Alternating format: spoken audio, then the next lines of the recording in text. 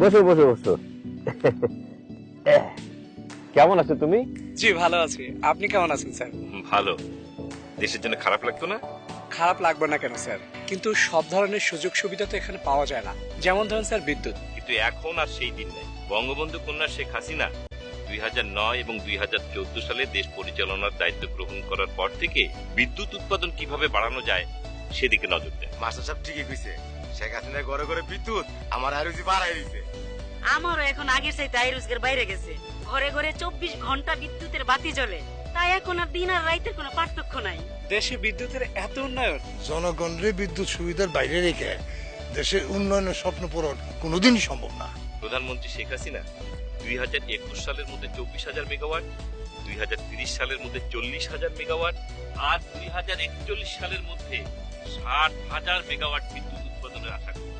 তাই এখন শেখ হাসিনার উদ্যোগ, ঘরে ঘরে বিদ্যুৎ।